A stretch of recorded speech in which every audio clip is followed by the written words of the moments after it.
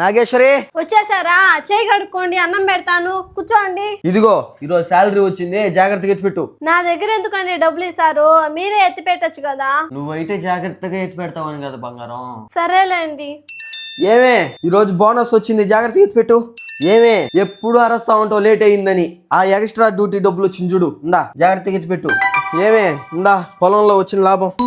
జాగ్రత్త అన్నయ్య, డబ్బులు. సరే అమ్మా.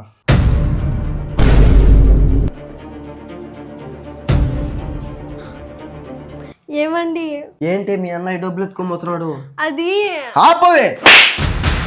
నువ్వేదో జాగ్రత్తగా డబ్బులు ఎత్తి పెడతావని నీదేడిస్తే నువ్వు ఆ డబ్బు అంతా పుట్టింటికి జారేస్తావా? ఆ డబ్బు మా పుట్టింటి కోసం గానీ మా అన్నయ్య కోసం గానీ ఇవ్వలేదండి. ఇంకెవరి కోసం ఇచ్చినావే? మా అత్త మామ హాస్పిటల్లో ఉంటే ఇచ్చినానండి. అంటే మీ పుట్టింటోళ్ళకి కాకుండా మీ అబ్బా చెల్లికి కూడా ఇచ్చినావా? అమ్మా నాగేశ్వరి,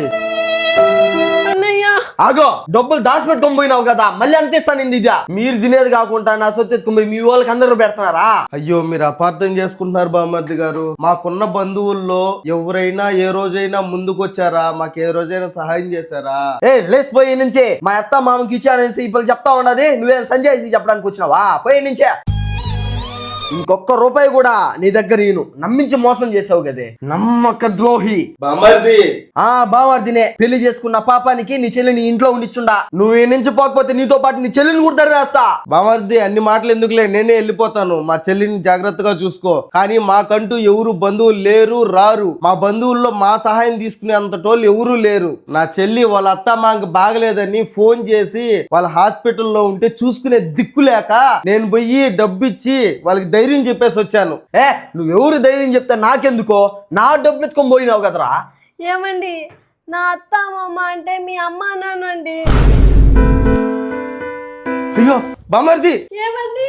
ఈ డబ్బు సంపాదనలో బడి నాకు ఒక తల్లిదండ్రులు ఉన్నారనే విషయమే మర్చిపోయినాను. బామర్ది, బావగారు, నా తల్లిదండ్రుల కోసం నేనన్న పాప మాటలన్నీ భరించినారా? మాకు మీరు తప్ప చెప్పుకోదగ్గ బంధువులు ఎవరూ లేరు బామర్ది.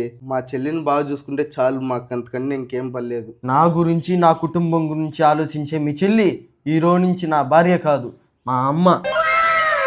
మీ అమ్మ మీ నాన్న హాస్పిటల్లో ఉన్నారు, మిమ్మల్నే కలవరిస్తున్నారు బామర్ది. ఒక్కసారి వచ్చి చూడండి. నా తల్లిదండ్రుల గురించి మీరు ఈ మాతో బాధపడతా ఉంటే నాకే ఏదో అలా ఉంది. ఇంకా సంపాదించింది చాలు. ఇంక ఈ సంపాదనతో నా తల్లిదండ్రులను బాగా చూసుకుంటాను. రా బంగారం, వెళ్దాం. రెండు బావగారు పోదాం.